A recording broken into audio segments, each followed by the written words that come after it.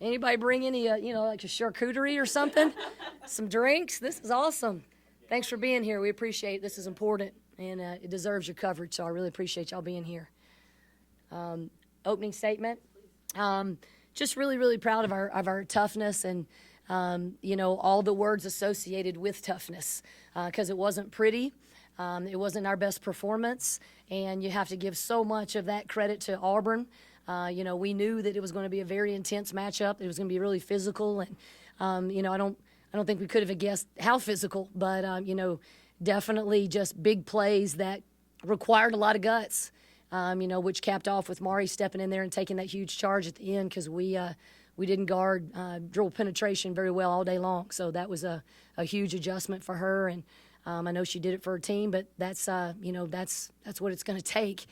These games this time of year, it's inches and seconds and multiple efforts, and you just can't ever be done. And I think our team really embodied that. What did you say to your team in that last timeout?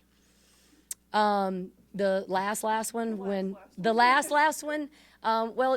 We practice those scenarios, all the time, and so we just talked about exactly what we wanted to happen, and as per usual, exactly what I said. Let's not do this. That's exactly where we threw the ball. But that's why players play the game, and coaches are observers of the game, and you trust your players. And Nunu made that pass, and Bree got free and had a ton of space, and it was a great decision.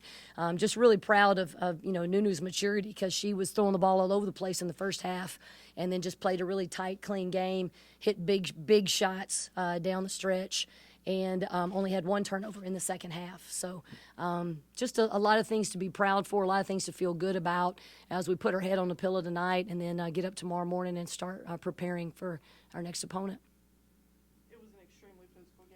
Yes. What did you say about the toughness of Hannah and Amari, that they both banged out double-digit rebounds?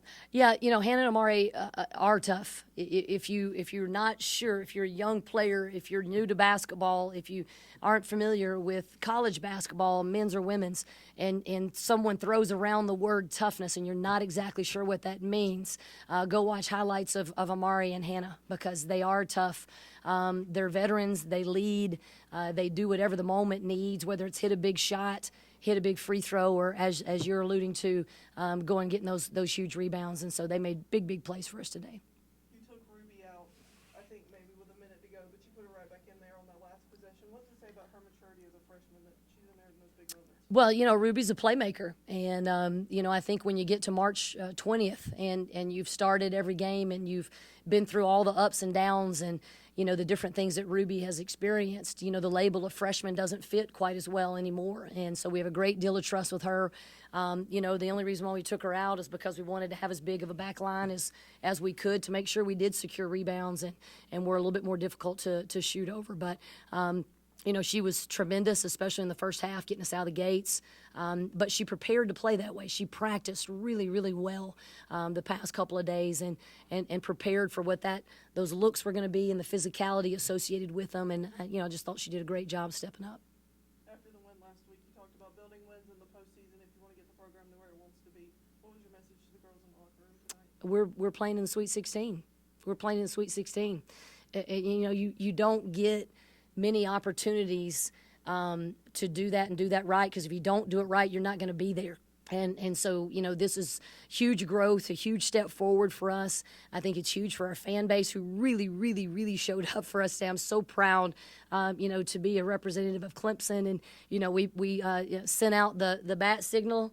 We sent the paw up, in the sky, and everybody showed up for Team 48 today. So I just think that's a tremendous demonstration of what it means to be a Clemson Tiger and what it means to have pride in your university and your community, because our folks showed up for us tonight. Spring break, our students aren't here, but we're not just a university. We're also a college town that supports this university through and through. So that was fun, and they helped us through today, no question. Going back to Ruby, she had her best scoring game in a long time. Just what did that mean for her to have that point total, and just what did it take for her to kind of break out like that? Well, I think that one of the things that we talk about all the time in our program, it's actually even on our video room wall, is a scripture, and it's don't grow weary in doing good. Don't grow weary in doing good. In due time, you'll reap a harvest if you don't give up.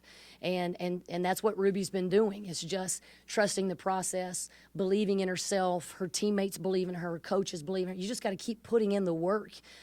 We play in the best league in the country. And when you do, you're going to get humbled. You're going to learn some things about your game. You're going to learn some things about your weaknesses you didn't even know. And the people who come out the other side of that as better competitors and stronger women are the people who lean into that. And that's what Ruby's done.